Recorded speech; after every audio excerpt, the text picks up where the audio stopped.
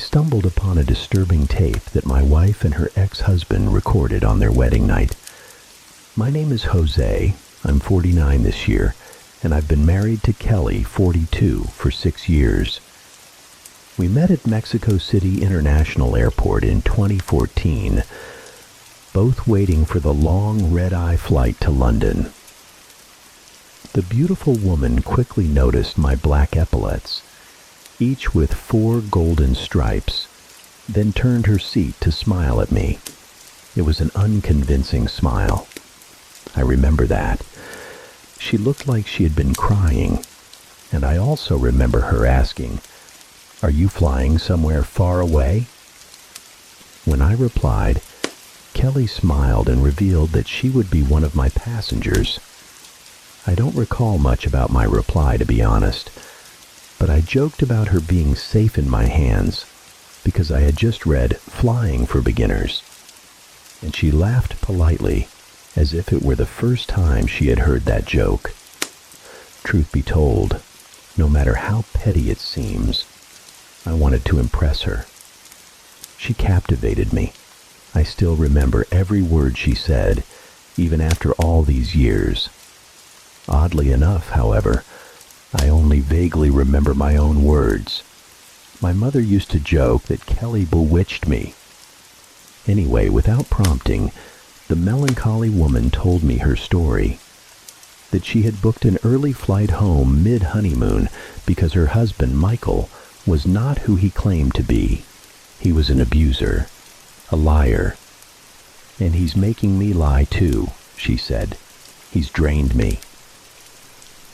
Those strange and unsettling words echoed in my mind for the next decade, and it was only yesterday, after finding and viewing that cursed tape, that I truly understood what Kelly meant. I think 10 years ago, she might have been warning me to stay away from her.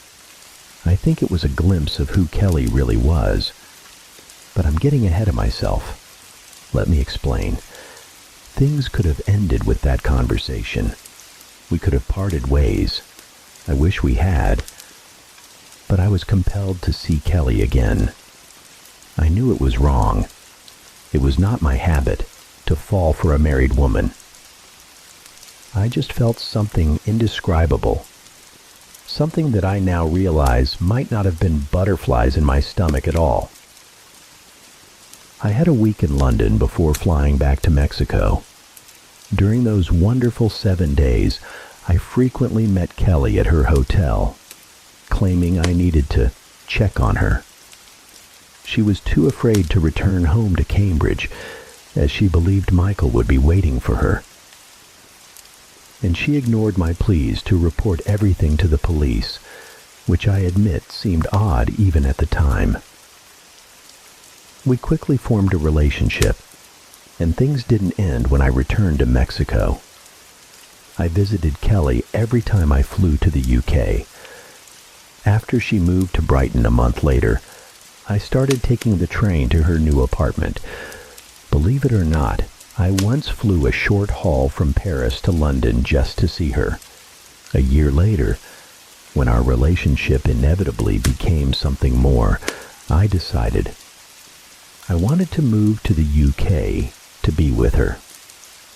I was training to become an airport technician, and I secured a job at Heathrow by the end of 2015. By early 2017, Kelly and I bought a house together. In 2018, we got married. Clearly, I am fast-forwarding through the ups and downs of our relationship, but Reddit isn't the place for essays, right? I'm here to tell you what I found yesterday morning while cleaning a storage closet. Kelly's clutter, as I like to call it, spilled out of the open door and onto my feet. A stark reminder that weekends shouldn't be wasted on cleaning. If I had been relaxing on the couch, perhaps I wouldn't have discovered what I did. Maybe Kelly would have disposed of her clutter herself, and we would live happily together for another 50 years. But I was the one wading through the forgotten stuff, and what caught my eye as the mess poured out was a camcorder, gliding over the junk, spilling out of its bag. It fell at my feet. I picked it up and laughed. I knew Kelly and I were old, but not that old. I didn't know she owned such an antique, and curiosity got the better of me clearly. Who wouldn't want to check the contents of an old partner's tape locked away for decades? When I plugged the device in to charge, an error message displayed on the ancient screen. I thought I was thwarted by the tape's degradation or the hardware, but I unfortunately fixed everything by cleaning the grime from the tape slot. Then I rewound the recording and hit play. For Americans, that would be September 10th, 2014, and I quickly realized it was a week before I first met my wife. Everything horrifically clicked into place when Kelly emerged from the hotel bathroom in bridal lingerie. I realized what kind of tape I had found. Don't think ill of me for watching. It's not like that. Even perverts, I assume, wouldn't want to see their loved ones share such intimacy with someone else, not to mention an abusive ex-husband. And Michael was abusive. Kelly didn't lie about that, but she had only ever told me fragments of the story. So, though I anticipated a raunchy sex tape, I wasn't watching for that reason. My eyes didn't pop out of their sockets like in cartoons. Yes, all right. I was watching the video intently, but fear kept my eyes wide open. Not lust. I just knew something was wrong with the hotel room.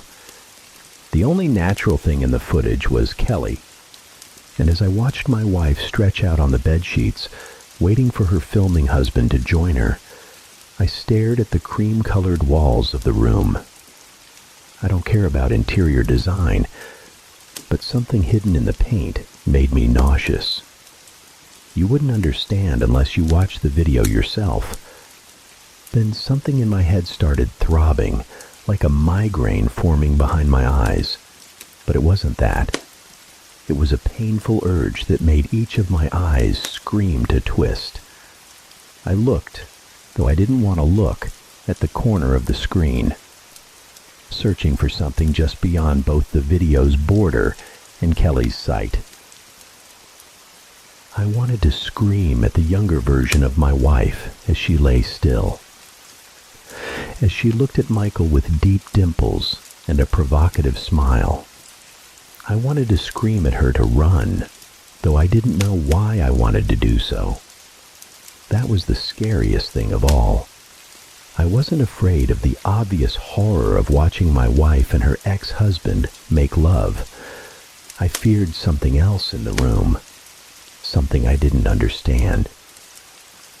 "Don't keep the camcorder," Kelly whispered, before beckoning with her index finger.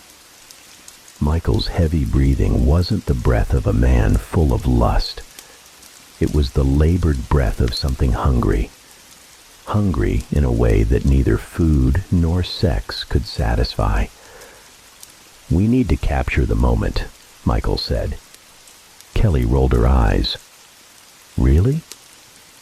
In response, the man stopped breathing, and my wife's expression changed. Her enticing smile morphed not into a frown, but into lips sagging down. Lips parting with the same expression of horror I must have shown while watching the tape. Michael coughed, as if clearing a hairball, then promised, "I'll put it down." He placed the device on the dresser and moved toward the bed, but Kelly didn't thank him. She whimpered and recoiled. Not because Michael left the camera recording. I don't even think she noticed its blinking red light. No, my wife was still terrified because she sensed a presence. Not her husband. Not the gloomy atmosphere of the room. Not even the stifling nature of the walls. She felt what I felt, though neither of us knew exactly what we felt. "I'm not in the mood anymore," Kelly whimpered as Michael climbed onto the bed. he soothed her, caressing his twitching fingers over her trembling cheek. "Don't be like that, darling. It's time for the ceremony." Then Michael gasped like a punctured tire and turned his head toward the empty corner of the room. He nodded slowly, but neither I nor Kelly on the tape saw what he saw. "If I must," he said to the empty air. Then came the thing I still don't know how to explain. The mortar on the wall rippled as something behind it pressed forward, trying to break free. Like a shadow puppet's hand, there was something about the shape that made it illusory. It could have been a man. It could have been a monster. Its outline rapidly shifted from something tall with limbs to a distorted mass of unidentifiable segments. After less than a second or two of the wall bulging, the mortar flattened, and the living shape vanished. Kelly screamed in unison with me, but she didn't even notice the anomaly. She was staring, unblinking, into her husband's eyes. "What is wrong with your face, Michael?" she cried. What horrified me was that even as the camera captured his face, I didn't see any supernatural alteration in Kelly's ex-husband. I saw nothing but a very human man. Perhaps a man with an unkind smile and soulless eyes, but still a man. Yet Kelly saw something I didn't see. However, all of that paled compared to what happened next. Michael plunged his hand into Kelly's mouth, causing her eyes to widen so. Her husband's entire arm plunged into her jaw, stifling her screams. Then my wife writhed and twisted as Michael pushed his upper arm down her throat, pushing deeper and deeper until his shoulder touched her lips. Something impossible happened next. Something I still don't know how to put into words. Michael pulled his arm out of Kelly's mouth, and when his fingers appeared, they were holding something. Not my wife's innards, not the viscera I expected at least. There wasn't a drop of blood on the man's hand, only a filmy, translucent membrane. It looked somewhat like saliva or lubricant. But again, that's not what horrified me. Michael's fingers gripped the hair of a human head. A head seated at the top of Kelly's throat, like some cursed birth canal. My wife's mouth opened wide beyond imagination, and so did mine. I gaped in incomprehensible horror. She gaped only to make room for that adult head to come through, then gaped wider to release shoulders and a torso. I let out a completely silent scream, believing, if I made even the smallest sound, something from within that tape would hear me in the future. But a faint whimper escaped as I recognized the head. It was Kelly. A cloned version of Kelly was crawling out of her own lips, a flesh Matryoshka doll. The younger version of my wife was birthing an exact copy of herself, and the copy was screaming too, as it hadn't asked to be born. The original Kelly's skin began to wrinkle, fold, and shrivel into something smaller. The copy shed it, shedding her old skin, reducing the original Kelly to a silk dress draped over the duvet. Then the copy, the new Kelly, fell into Michael's arms, and she looked at the empty skin suit beside her. She might have screamed through those gaping lips, but a white noise drowned out all other sounds. A prickly static that pierced my flesh. That maddening noise was accompanied by a long shadow staggering across the hotel room's entrance wall. A shadow roughly shaped like a man. But the tape cut off before the stranger appeared. Hard on my tongue, I hurriedly stuffed the camcorder back into its bag and hurled it against the back wall of the closet. And only moments later, There was the sound of my wife's car pulling into the driveway, so I tried to calm down. I tried to forget the horrors I had just witnessed on her old wedding tape. I looked out the window down to the driveway, but she wasn't in the car. And when I turned back to the kitchen threshold, I screamed. There Kelly stood, staring at me with empty eyes and closed lips, with a face terribly pale, but not paler than usual. I realized I was seeing her true self. It only took 10 years for my eyes to open. "How did you get inside so quietly?" I tried to ask, though nothing but a series of hoarse whispers came out. "Jose," Kelly began, before lifting the camcorder bag she had inexplicably obtained. "We should have been tidying, my love. Why would you want to keep this?" I tried to answer, but I was stunned by my wife's sudden step towards me. A single step, accompanied by a gasping breath and a jerk, just like her ex-husband in the video. Then Kelly looked toward the empty corner of the kitchen and said, "If I must." On hearing the echo of Michael's dreadful words, I bolted. I dashed past my wife, who seemed unprepared or unconcerned about my escape. I ran out of the house, jumped into the car, and drove away. Drove away from my life. I've been wandering the roads for over a day, napping in the parking lots of service stations.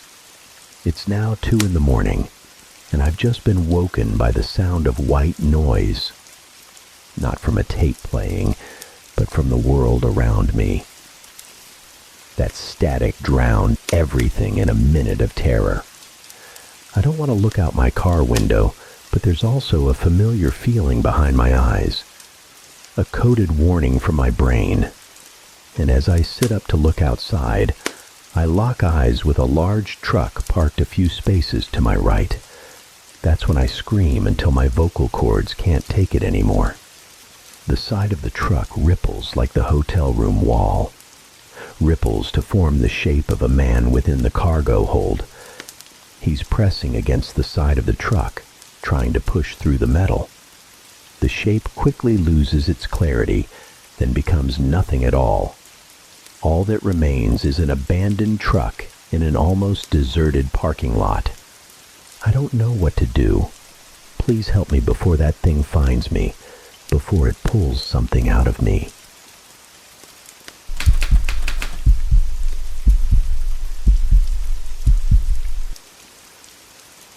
First, I have to say that Peter Terry was a heroin addict. We had been friends since college and stayed in touch after I graduated.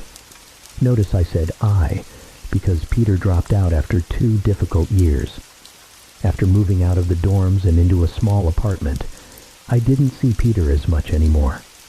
Occasionally we would chat online. Back then, AIM was still the king of social networks, long before Facebook. For about 5 weeks, I didn't see Peter online. I wasn't too worried. Peter was known to be erratic and addicted to all kinds of nonsense, so I just assumed he had lost interest. But then, one night, I saw him online. Before I could start a conversation, he messaged me, "David, brother, we need to talk." That was when Peter told me about No End House. It was called that because no one had ever made it to the last door. The rules sounded simple, almost cliché. Make it through the final room of the house, and you would win $500. There were 9 rooms in total. The house was located in the suburbs, about 4 miles from my house. According to Peter, he had tried and failed. As a heroin addict and all-around unreliable guy, I figured he must have hallucinated or freaked out over some paper ghost or something. He told me it was too much for anyone to handle. It wasn't natural, but I didn't believe him. Why would I? I told him I'd give it a shot the next night, and no matter what he said to convince me not to go, $500 was too enticing to pass up. I had to try. So the next night, I set out. And this is what happened. When I arrived, I immediately noticed something strange about the building. Have you ever seen or read something that wasn't scary? but for some strange reason, it gave you chills? As I approached the house, the feeling of unease grew stronger with every step I took toward the front door. My heart slowed, and I let out a sigh of relief as I stepped inside. The room looked like the lobby of a generic hotel decorated for Halloween. A sign was posted where a receptionist would normally be. The sign read, "Room 1 this way, 8 more to go, reach the end, and you win." I chuckled and made my way to the first door. The first room was laughable. It was decorated like a Halloween aisle at Kmart, with white sheet ghosts and mechanical zombies that groaned and rumbled as you walked past them. At the end of the room was an exit door, the only door other than the one I had just entered. I weaved my way through the fake cobwebs and headed into the second room. As I opened the door to room 2, I was greeted by a fog machine. This room was clearly stepped up in terms of technology. Not only was there a fog machine, but hanging from the ceiling was a bat that would circle the room on a track. Scary, I thought sarcastically. It seemed they had also used some cheap Halloween background music that you could buy at the dollar store, playing on an endless loop somewhere in the room. I couldn't see a speaker, but figured they had used a public address system. I passed by a few mechanical rats running in circles and puffed out my chest as I entered the next room. As I reached for the doorknob, an unexplainable fear took hold of me, sinking my heart into my stomach. I didn't want to open that door. A wave of terror washed over me, making it hard to think. Logic eventually won over fear after a few minutes of horror, and I shook my head to clear the feeling before stepping into the next room. Room 3 was where things started to change. At first glance, it looked like a normal room. There was a single chair placed in the center of the wooden floor, and a lone lamp in the corner cast faint light, creating shadows across the floor and walls. And that was the problem. The shadows. There were too many of them. Aside from the chair's shadow, there were others. I felt a chill the moment I stepped into the room. That's when I knew something was wrong. Without thinking, I immediately tried to open the door I had just walked through. It was locked from the other side. This realization made me panic. Was someone locking the doors as I passed through? Impossible. I would have heard them. Or was it some sort of automatic mechanism? Maybe. But I was too scared to think clearly. I turned back toward the room and noticed that the shadows had disappeared. The chair's shadow remained, but the others were gone. I started to walk slowly. As a child, I had suffered from hallucinations, so I reassured myself that the shadows were just a product of my imagination. I began to feel better as I walked toward the center of the room. I looked down to check my footsteps, and that's when I realized, or didn't realize, my shadow was gone. I didn't have time to scream. I ran as fast as I could toward the other door and threw myself thoughtlessly into the next room. Room 4 was probably the scariest yet. When I closed the door behind me, all light seemed to drain out of the previous room. I stood there, enveloped in darkness and unable to move. I wasn't afraid of the dark, never had been, but at that moment, I was utterly petrified. There was no light left. I held my hand out in front of me, but if I hadn't known I was doing it, I wouldn't have been able to tell my hand was there. Words can't describe the darkness. It swallowed everything. I couldn't hear anything, not a single sound. In a soundproof room, you can still hear your breathing. You can still feel alive, but not here. I couldn't. After a few moments of being consumed by the darkness, I began to fumble my way forward, my heart pounding wildly, the only thing I could feel. There was no door in sight. I wasn't even sure there was a door. Then the silence was broken by a low, rumbling sound. I felt something behind me. I turned around wildly, but the darkness was so thick, I couldn't even see my own nose. But I knew it was there. No matter how impenetrable the darkness was, I knew for certain something was standing right behind me. The rumbling grew louder, closer. It surrounded me, but I knew the thing making the noise was in front of me, slowly approaching. I took a step back, the fear suffocating my chest like a weight. I can't describe this primal fear. I wasn't afraid of death. I was afraid of something else. I was afraid of what this thing was going to do to me. Then the light flashed on for less than a second. I saw it. Nothing. I saw nothing. And I knew I saw nothing there. The room was swallowed in darkness again, and the rumbling turned into a wild scream. I screamed back in protest, unable to withstand the sound for another minute. I ran backward, groping for the doorknob. I twisted it and fell head first into the next room. Room 5. Before I describe this room, you need to understand something. I am not a drug addict. I have never used hallucinogens or struggled with mental illness, other than the strange hallucinations I mentioned earlier, and those only occurred when I was extremely tired. I entered No End House with a completely clear mind. After falling through from the previous room, I lay there, staring at the ceiling. What I saw didn't scare me, but left me in awe. Trees. They were growing from the floor, towering above me. The ceiling in this room was much higher than the others, leading me to think I was in the center of the house. I stood up, brushed myself off, and began to look around. This was clearly the largest room so far. I couldn't see any exit door because the trees and brush obscured my view. By this point, I thought the rooms would get progressively scarier, but compared to the previous room, this place was paradise. I also thought whatever was in room 4 would stay there. But I was wrong. Completely wrong. As I moved deeper into the room, the familiar sounds of insects and birds flapping their wings filled the air as though I were in a real forest. But what unnerved me was that I couldn't see any bugs or birds at all. I began to wonder just how big this house was. From the outside, it had looked like a regular house, slightly larger than average, but it certainly wasn't big enough to contain an entire forest inside. I couldn't see any walls, but I knew I was still indoors, because the floor was still the same dark wooden planks as the previous rooms. I kept walking, hoping to find the exit door behind one of the trees. After a few minutes, I felt a mosquito land on my hand. I swatted it away and kept walking, but within seconds, I felt dozens of others crawling on my skin. I could feel them all over my arms, legs, and even my face. I frantically swatted at them, but they kept crawling. I looked down, and a choked scream escaped my throat. I couldn't see any bugs. Not a single mosquito was on me, but I felt them crawling all over me.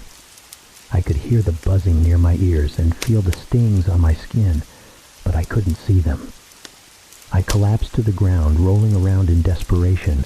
I hated bugs, especially invisible ones, but they could touch me, and they were everywhere. I began to crawl, trying to find the exit.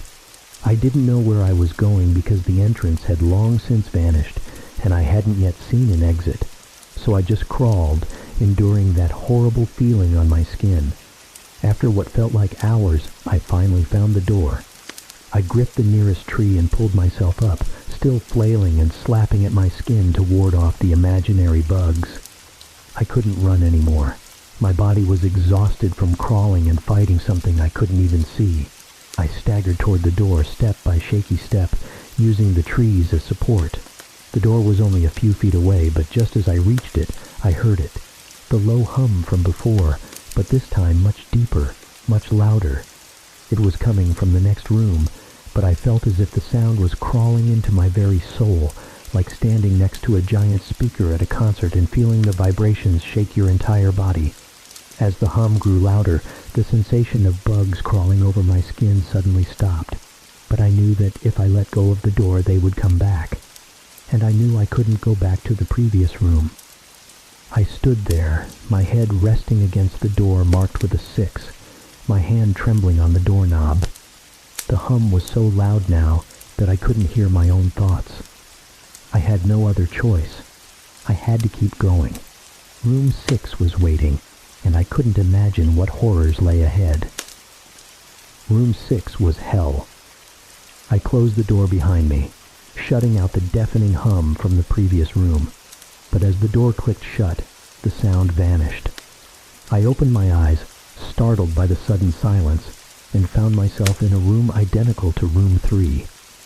There was the same chair, the same lamp, and the same number of shadows, the correct number this time. But there was one glaring difference. There was no exit door. The door I had just entered through was gone. I stood in the room, paralyzed by the realization that I was trapped. My hands began to tremble, and I felt the familiar chill of fear crawl up my spine. I didn't scream. I didn't cry. I simply walked to the center of the room, staring at the chair, the lamp, and the shadows that danced along the walls. I knew something was wrong, but I couldn't place it. I sat on the chair, head in my hands, trying to calm myself and think of a way out. That's when I heard it. "Are you okay?" The voice was soft, almost childlike. I jumped to my feet and spun around, searching for the source of the voice. No one was there. I turned back to the chair, and that's when I saw her. A little girl stood before me, her white dress hanging delicately to her ankles. Her long blonde hair cascaded down her back, and her pale blue eyes stared at me with an innocence that felt completely out of place in this nightmarish house. She looked angelic, but I knew better. There was no way this girl was real. There was no way she belonged here. "Who are you?" I asked, my voice trembling. She didn't answer. Instead, she tilted her head, her expression shifting slightly. Her eyes darkened and her smile widened unnaturally. That's when I saw it. Or rather, I saw them. Behind the girl, or perhaps within her, was a monstrous figure. Its body was massive, covered in thick black fur. It stood upright like a man, but its head was that of a ram, with twisted horns spiraling outward. Its eyes glowed a deep menacing red, and its mouth was filled with jagged wolf-like teeth. The girl and the creature were one and the same. When I looked at her, I saw it. When I looked at it, I saw her.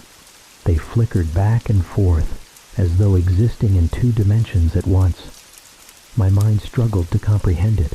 My knees buckled, and I fell to the floor, unable to tear my gaze away from the abomination before me. "You shouldn't have come here, David," the girl said, her voice now layered with a deep guttural growl. It wasn't just her speaking. It was the creature, too. They spoke in unison, their voices overlapping in a way that made my ears ache. I couldn't respond. I couldn't move. I could barely breathe. The creature stepped closer, its enormous feet thudding against the wooden floor. The girl's delicate footsteps echoed alongside it, creating a dissonant rhythm that made my stomach churn. "David," they said again, their voices dripping with malice. "You can't leave." I don't know how long I sat there, paralyzed with fear. My mind was racing, but my body refused to obey. The creature loomed over me, its shadow swallowing the room. The girl tilted her head further, her smile widening until it split her face in 2. I thought I was going to die. I thought this was the end. But then I saw it. A small movement caught my eye. A tiny mechanical rat scurried across the floor. It was one of the battery-operated toys from room 2. In any other situation, it would have been laughable, but in that moment, it was a lifeline. It reminded me of where I was, of what I was fighting against. This wasn't real. None of this was real. It was the house. It was all the house. I forced myself to stand, my legs shaking beneath me. The creature growled, its glowing eyes narrowing as it watched me. "You can't leave," it repeated, louder this time. The floor trembled with its voice. I ignored it. I turned away from the creature and began to search the room. I ran my hands along the walls, looking for any sign of an exit. The girl's laughter echoed behind me, sharp and mocking. "There's no way out, David," she taunted. "You belong to us now." But I didn't stop. I couldn't stop. My fingers scraped against the wood, and I felt something, a small indentation, a groove carved into the wall. I pressed against it, and a hidden door swung open, revealing a narrow staircase leading downward. Without hesitation, I ran. I didn't look back. I didn't care where the stairs led. I just needed to get away from the girl, from the creature, from room 6. The laughter followed me, growing fainter as I descended, until it finally faded into silence. The stairs ended in front of another door. This one was marked with a large, blood-red 7. I hesitated for only a moment before pushing it open and stepping inside. Room 7. I didn't know what I was expecting, but it certainly wasn't this.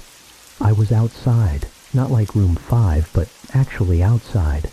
My eyes stung as they adjusted to the brightness. I could feel the sun on my skin and the grass beneath my feet. I stood up and brushed myself off. I looked around in disbelief. The door I had just walked through was nowhere to be seen. I thought maybe I was done. Maybe I had finally reached the end. No End House had an end, and I had found it. But then, I saw it. In front of me was a small wooden table. Sitting on that table was a manila envelope. It was the only object in this room. I walked over to the table and hesitantly picked up the envelope. On it, the following was written, "To David Williams, congratulations." I opened the envelope and pulled out what was inside, 2 pieces of paper. The first was a letter that read, "David Williams, congratulations on completing the No End House. Please accept this prize as a token of your great accomplishment. Yours forever, Management." The second piece of paper was a set of directions. The directions were to a house located about 10 miles from where I lived. I recognized the address immediately, as it was the same location where I had grown up. My childhood home. I didn't understand. Was this some kind of joke? Was the No End House trying to mess with me even after I had escaped? I wanted to tear the directions up and forget about everything, but something compelled me to go. Despite everything that had happened, I couldn't resist the pull I felt toward that house. I followed the directions on the paper and found myself driving toward my childhood home. As I got closer, an overwhelming sense of nostalgia and dread washed over me. The house looked exactly as I remembered it. Every detail was identical, from the worn paint to the overgrown bushes in the front yard. It was as if time had stopped for this place. I parked the car and stepped onto the driveway. My feet felt heavy as I approached the front door. I hesitated for a moment before reaching for the doorknob, unsure if I was ready to face whatever awaited me inside. But the pull was too strong. Before I could second-guess myself, I pushed the door open and stepped inside. What I found was not my childhood home. The interior was a twisted, nightmarish version of the house I had grown up in. The walls were warped, the furniture was contorted into unnatural shapes, and the air was thick with an oppressive silence. Every step I took echoed unnaturally, the sound lingering far longer than it should have. The pull that had guided me here was stronger now, drawing me deeper into the house. I walked through the distorted rooms, each one more unsettling than the last. The memories of my childhood felt tainted, twisted by the unnatural atmosphere of this place. I passed by the living room and saw a figure sitting in my father's old armchair. At first I thought it was him, but as I approached, the figure dissolved into smoke, leaving behind nothing but the faint scent of burning wood. I continued through the house, my heart pounding with every step. I didn't know what I was looking for, but I knew I couldn't stop. The pull wouldn't let me. Then I reached the door to my old bedroom. It was the only door in the house that looked untouched, exactly as I remembered it. My name was still written on the plaque that hung from the center of the door, the letters slightly faded but still legible. I reached for the doorknob, my hand trembling, and pushed it open. Inside was nothing. The room was empty, stripped of all furniture, decorations, and even color. The walls, floor, and ceiling were all a dull, featureless gray. In the center of the room stood a single object, a mirror. It was large, nearly as tall as I was, with an ornate black frame that seemed to pulse faintly, as if alive. I approached the mirror cautiously, my reflection growing clearer with each step. When I was close enough to see my face, I froze. The reflection wasn't mine. It looked like me. Same face, same eyes, but there was something wrong. The reflection smiled at me, a wide, unnatural grin that stretched far beyond what should have been possible. Its eyes glowed faintly, a sickly yellow light that made my stomach churn. "David," it said, its voice a distorted echo of my own. "You shouldn't have come back." I stumbled backward, away from the mirror, but the reflection didn't move. It stayed in place, its twisted grin growing wider. "You thought you were free," it continued. "You thought you escaped, but you were wrong. You've always belonged to us." I turned and ran, but the door to the room was gone. The walls closed in around me, the gray surface stretching and warping like liquid. I screamed, pounding my fists against the walls, but they absorbed the impact like wet clay. The reflection's laughter echoed in my ears, growing louder and louder until it was all I could hear. And then everything went black. I don't know how long I was unconscious, but when I woke up, I was lying in a small, stark white room. The walls, floor, and ceiling were entirely white, and there was no furniture except for a single table in the center of the room. On the table was a black box and a single piece of paper. I stood up, my head pounding, and approached the table cautiously.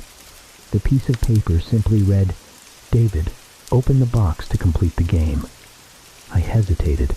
My hands were trembling as I reached out for the box. I didn't want to open it. I didn't want to know what was inside, but I also knew I had no choice. The room was silent, and there was no visible exit. It was just me, the table, and the box. Finally, I opened the box. Inside was a mirror, a small handheld mirror. I picked it up and stared into it, and what I saw made my blood run cold. It wasn't my reflection staring back at me. It was a distorted version of myself. My face was twisted into a grotesque grin, and my eyes were hollow and dark, like two bottomless pits. The reflection raised its hand to wave at me, but I wasn't moving. Then it spoke. "Welcome home, David." I screamed and dropped the mirror. The moment it hit the floor, the room around me shattered, like glass breaking into a million shards. I was falling again, plummeting into an endless void of darkness. My screams were swallowed by the emptiness. I thought I was going to die, but I didn't. I woke up in my car. It was morning. The sun was shining, and I was parked in front of my house. For a moment, I thought it had all been a dream. I laughed to myself, a nervous, shaky laugh, and got out of the car.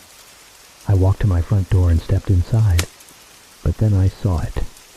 On the door of my bedroom, carved deeply into the wood, was the number 10.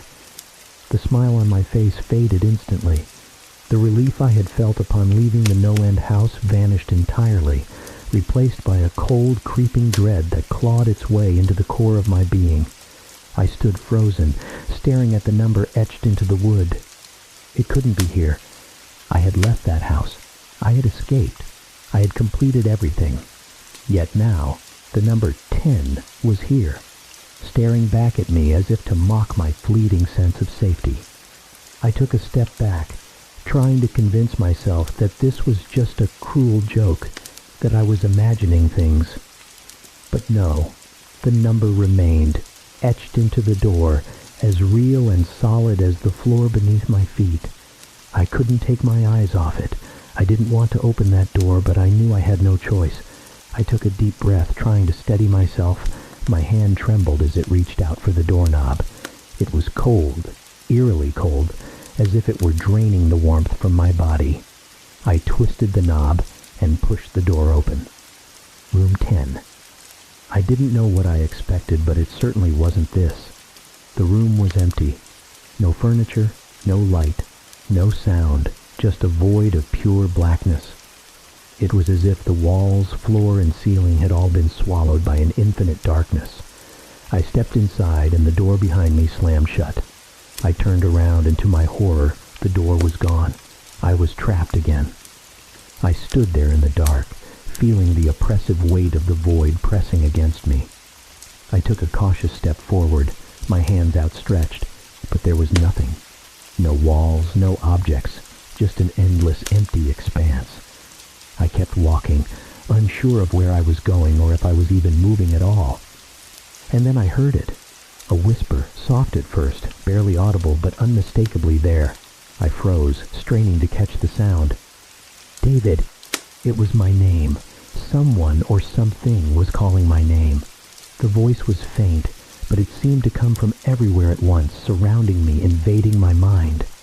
I turned in circles, trying to find the source of the whisper, but there was nothing, just the blackness. David, the voice called again, louder this time. It wasn't one voice anymore. It was many voices, overlapping, blending together into a cacophony of whispered syllables. They grew louder and louder until they were no longer whispers, but screams echoing in my ears, in my head, in my soul. I dropped to my knees, covering my ears, but it didn't help. The voices were inside me, tearing at my mind, my sanity. I screamed, begging for it to stop, but the screams only grew louder, drowning out my own voice. And then there was light. It was blinding, searing through the darkness like a knife.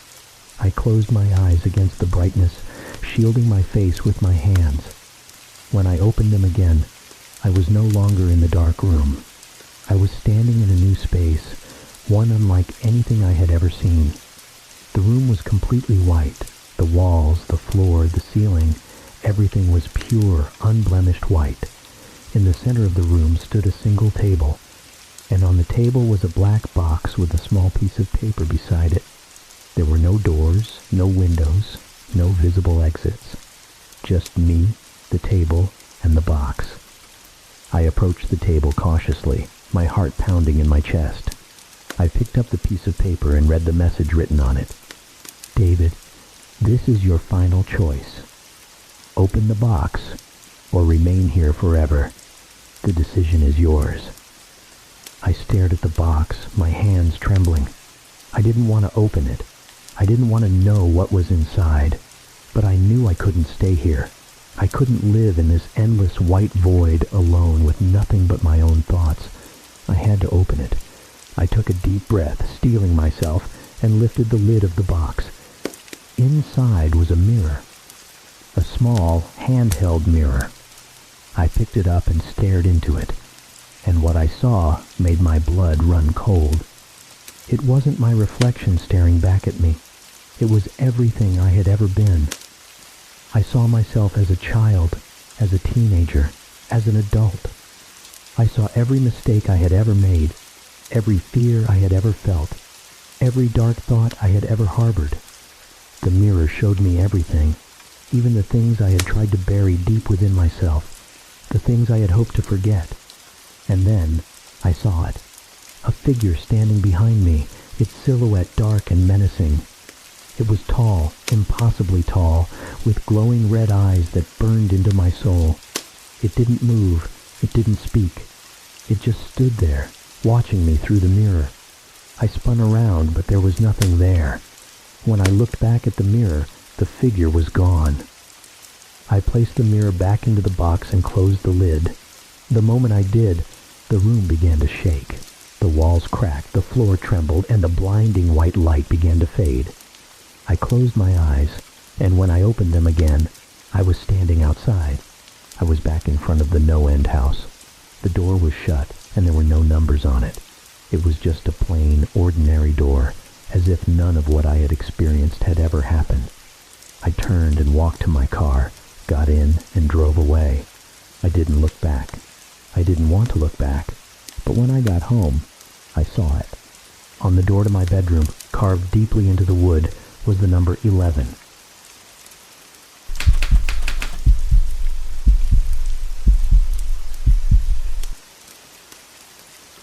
June 15th, 2012, off Banaba Island, Kiribati, South Pacific. Day 34, adrift on the vast ocean. The pony is still taking me in the right direction. Last night was hell. The waves were raging like angry demons. I still haven't gotten used to the feeling of seasickness every time night falls. Anyway, everything is fine. I was able to patch the sail thanks to a boy at the port. He didn't speak English, but he understood the language of money very well. I stocked up on necessities, and was lucky enough to buy some fresh fruit. Before that, I only had sausage and moldy bread, but now enough to get to the next port. I haven't decided where to go next, north to Tarawa or continue east to Christmas Island. Wherever I go, it will be a lonely journey. This trip made me tougher, but loneliness is the real challenge. I miss home. I miss the feeling of watching TV, eating cheeseburgers. I miss my wife. I miss my children. June 18th, 2012. Unknown. It's past 1 a.m. and I can't sleep. The sea is flat as a pancake, but I haven't slept well for the past few nights.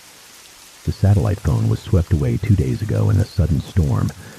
It was my last link to civilization, and now it's gone into the depths of the ocean. I haven't been able to contact Julie since. At least she can still track my journey via GPS, so she probably won't worry too much. I wish I could do the same with her. Watching her work out at the gym or taking Tyler to the park. Just a glimpse of home sweet home. The sea is a great mistress, but only a mistress. I don't belong to it. It gives me joy, but I want to go back to my wife and children. But my God, how beautiful the sea is tonight. Under the magical moonlight, the sea seems to be wearing a splendid evening gown. I've never seen anything so beautiful. The stars are like sparkling pearls. The moon is a pure white dress. It's no surprise that so many men have died for it, but I know it's nature, the sudden change from enchanting beauty to terrifying rage. It makes all women seem ordinary, its complexity surpassing even the most eccentric ladies. I wish I could see through the heart of the sea, understand its emotions, its workings, what created such deadly beauty. I want to see the source of joy and pain. I want to hold it in my hands. Oh my God, I filled the diary with crazy thoughts. I need to sleep, and I need to see my wife. June 20th, 2012. Off Christmas Island, Kiribati. I was able to fix the mainsail, but I couldn't find anyone who could fix the bent crankshaft of the engine. Luckily, I made it to port when it crashed. Otherwise, I would be at sea for days before anyone found me. Finally hearing English, I met a man named Riley at a local guest house. I went in for a drink, and he almost jumped on me when he saw I was white. He went on and on for an hour. He was on his way to some small island in the west, saying he was running from the end of the world. I think he's a little crazy. I did watch the news on TV about the situation back home. There seems to have been a series of horrific wildfires in California. I hope they don't spread north. The mainsail is fine. The GPS is working fine. Heading east, finally going home. Everything is fine. The hull is intact. The sea is calm. June 22nd, 2012. Unknown. Something is happening. My GPS stopped working a few hours, so I went back. But it doesn't seem to be broken. It just refuses to connect to satellites. The screen kept saying searching for an hour straight. I turned around in frustration, heading back towards Christmas Island, hoping to buy a new one. But as soon as I saw the island, I was stopped again by an armed patrol boat. It was a U.S. military ship, but it wasn't American soldiers on it. They were locals, dressed like locals, but carrying machine guns. These weren't the cheap kind terrorists use, K-67S or anything. These were U.S. military guns. Something must have happened. And the bastards were wearing gas masks, big, ugly things, with bulging eyes that made them look like aliens. They pointed their guns at me, lasers aimed right at my head. Lasers. None of them said a word. I raised my hands, palms out, clearly unarmed. I'm just a solo sailor, for God's sake. I'm not a one-eyed pirate with a wooden leg and a whole bunch of weapons. And yet they still pointed their guns at my head. After what seemed like an eternity, A gruff voice boomed from the loudspeaker. "Stay back. Turn around. Turn around now." That's all they said. The guns never wavered.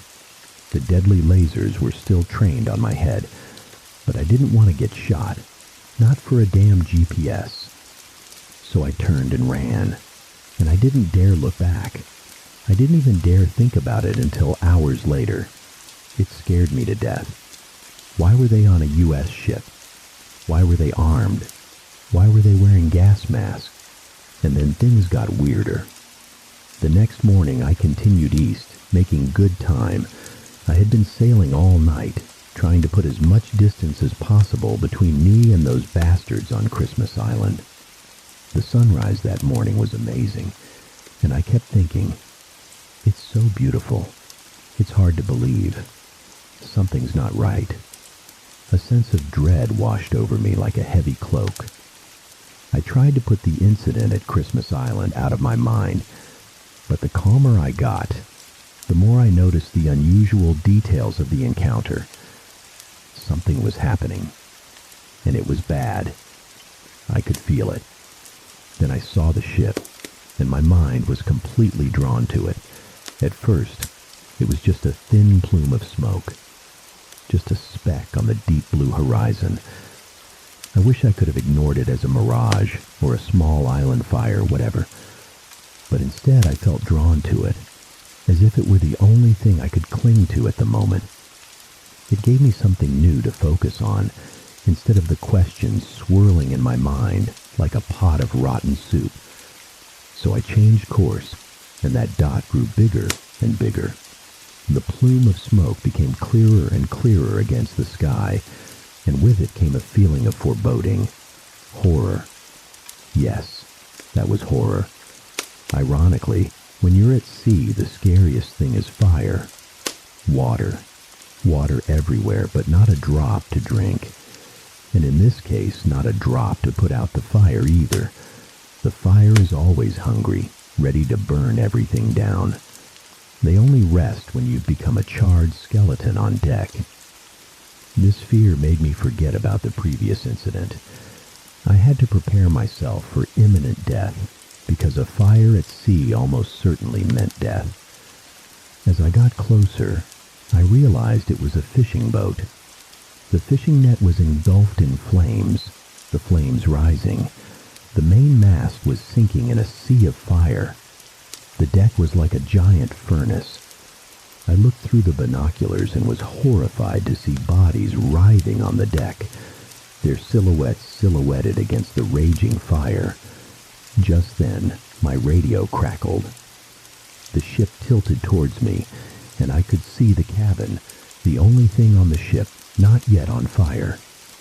The radio antenna flickered in and out of view through the thick black smoke. A high-pitched, terrified voice came from the radio, a string of unfamiliar words in the language of some island people. I didn't understand what they were saying, but I could feel the despair, the utter terror in their voice. It seemed like he was praying, begging me to save him, but I could only stand there, my mouth agape in astonishment, watching as two burning men rushed out from the deck. Flames blazed on their backs and arms, making them look like stuntmen in a Hollywood movie. They rushed to the cabin door and started banging on it. The voice on the radio came again, high-pitched, screaming in a string of unintelligible phrases that made my hair stand on end. He was praying, begging me to save him. But I could only stand there, my mouth agape in astonishment, watching as the two burning men broke through the door and entered the cabin. The radio went silent, leaving only static. I watched in horror as the two men lunged at the only man in the cabin, and then all three disappeared from view, falling to the floor. Only the flames licking through the windows were visible. I dropped the binoculars, my head spinning. Looking back, it was all like a dream. I think I let out a string of curses, maybe silently, maybe just in my head. The next thing I remember is gripping the helm, the ship turning and running away from the burning ship. I only dared to look back once, and by then it was just a column of smoke. An hour later, it completely disappeared on the vast sea. Something bad is happening. First the guns, then the ghost ship. They are on fire. I can't get the image of those burning people out of my head. I just want to go home. I want to walk into the house, call my wife's name, and hear her voice coming from the kitchen. Feel her warmth in my arms. I want to see her. I want to see my wife. But more than anything, I want to get off this damn ocean. July 12, 2012, unknown. Not much to report since I saw that ghost ship. Just the vast ocean. But I've been thinking a lot. The images of the guns and the ship have faded in my mind over the weeks. Now they are just vague memories, lost in a fog every time I try to remember. Maybe it's PTSD? Maybe. Or maybe my mind is trying to protect me by pushing those horrific memories deep down so I can focus on the task at hand. That task is to get myself off this God-forsaken ocean. At this point, I can't even remember why I decided to make this trip. I told my wife and friends that I wanted to clear my head, find myself. Yet now, my mind is darker than ever. Dark with thoughts of home, of my wife sleeping alone in our bed every night, of how I wish I could sprout wings and fly back to her. Why am I torturing her? Why am I torturing myself? I still can't pinpoint my exact location. The GPS continues to flash, searching, every time I turn it on. I've never been good with a sextant, although I do carry one on the boat. I never thought I'd need that old-fashioned thing. That's why we have technology. So there it sits, mocking me day and night, whispering to me that it knows where I am. All I have to do is ask the right questions. But I can't, although I've tried. I've plotted a rough course on the map with the compass, so I only have a very, very vague idea of my direction. I'm sure I missed Hawaii, but I think I can reach the U.S. coast by the end of the month. The sea has calmed down considerably, even too calm, and the sunrises were equally strange. There are days when the sun is as red as blood, dyeing the sky and the still water red. At times like these, my boat seems to be cutting through waves of gruesome blood. At first, that worried me quite a bit, but lately I've learned to appreciate its eerie beauty. I've been neglecting this journal for a while, but writing these lines, I feel like a weight has been lifted from my chest. It's nice to do something other than stare out at the vast ocean or constantly watch the wind direction. The food supply is fine. The fruit is all gone, but the canned goods will last another month if I start rationing. The hull is intact. The mainsail and rigging are still good. Still heading home. July 29th, 2012, off the coast of Oregon. Finally see land. My God. I never thought I could be so happy to see the pines of Oregon. Finally going home, thank God, I'm finally going home. I first saw it yesterday, just a faint smudge on the horizon. I was too far out to make it ashore before dark, so I dropped anchor and waited for dawn. There was no lighthouse in sight, and I knew that if I tried to get any closer in the dark without GPS or any means of navigation, I would probably run aground somewhere. I'm glad I can still think straight at this point, after 3 days of just beans and water. The food ran out faster than I thought it would, and my only source of drinking water was filtered seawater. It hasn't rained since the incident, which is strange for this part of the Pacific. But whatever, I saw land. This morning, as soon as it was light, I adjusted course to get closer, hoping to be able to pinpoint my location. Immediately, I recognized some familiar landmarks. I'm less than half a day's sail from home. Damn it. I'll eat the last can of beans tonight and dock at Burnt Hill tomorrow morning. I'm not stopping for supplies. I just want to see my wife as soon as possible. I'm going to walk into the house, call her name, and I'm going to hear her footsteps coming from the kitchen. I'm going to hug her tightly in my arms, inhale her scent, feel her warmth. My hands are shaking with excitement. I finally get to see my wife again. I will see her again. July 30th, 2012, Burnt Hill, Oregon. Something happened here, something very bad. My boat is docked at Burnt Hill Marina, exactly where I left it 3 months ago. But everything is different now. The marina is pretty much the same wooden planks and familiar anchors. But the atmosphere around the marina was the complete opposite of when I left. I can't help but think of the soldiers with guns and the ghost ship. The horror I had tried to bury came flooding back. Something terrible must have happened while I was at sea. My last journal entry was filled with joy and hope. Reading it again, I feel like I'm in a dream. Yesterday's emotions were gone, replaced by a heavy feeling in my stomach. Worried? Yes. Fear? Yes. Sad? Maybe. I feel like there's a fist-sized stone stuck in my stomach. My mind is hazy, horrific images keep flashing before my eyes. The bodies. As I approached the entrance to the small harbor, I was immediately assaulted by the acrid smell of smoke and something else, though I couldn't place it at the time. Fear washed over me and gripped my chest. The first thought that popped into my head was a terrible fire, and my wife's face flashed in my mind. Was my house on fire? Or the whole town? Was she okay? As I got closer to the harbor entrance, I saw a fishing boat run aground on the right, smoke billowing from the smoldering deck. The image of the ghost ship at sea flashed in my mind, and the stone in my stomach grew heavier. Horror overwhelmed. Questions swirled in my head with no answers. The smell of smoke still hung heavy in the air, but that strange second smell began to overpower the burning smell of the ship. I heard a loud bang against the side of the boat, and I looked down at the water, thinking it was debris from the wrecked ships. But what hit my eyes was even more horrifying, the empty eyes of a corpse floating on the water. My heart skipped a beat, and I immediately recognized what that second smell was. The smell of death, the stench of decaying corpses.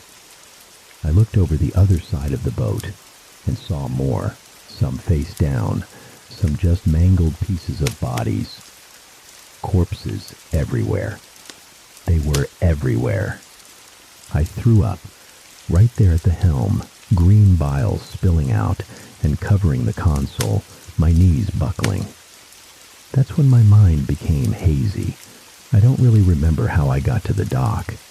I just vaguely remembered tying the boat to the dock. Maybe it was survival instinct. When my mind came back to me somewhat, I was sitting in the cabin, sweat beading on my forehead, the stone in my stomach pulling me down. Questions flooded back into my head like a flood. Is everyone dead? Who did this? What the hell happened here? Then I remembered my wife. I rushed up on deck in a panic, but stopped immediately when reason returned somewhat. I realized that apart from my own panting and the sound of the waves lapping against the side of the boat, there was no other sound. Something, I can't explain it, but something urged me back to the cabin. Gun. The small pistol I always kept in the cabin, and the box of cartridges that went with it. Something inside me, reason, instinct, something made me go back and get it. After loading it, I saw this journal, and again something prompted me to stop and write these lines.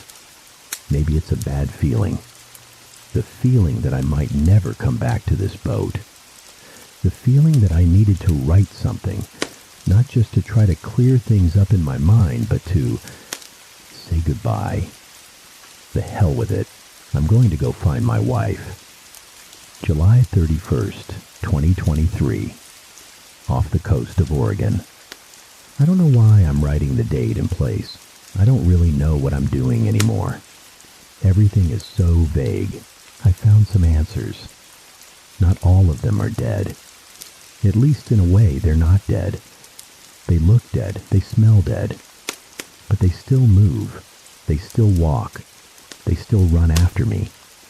Some people lost limbs. Others didn't have all of their skin. They don't talk, at least not to me. They just chase me.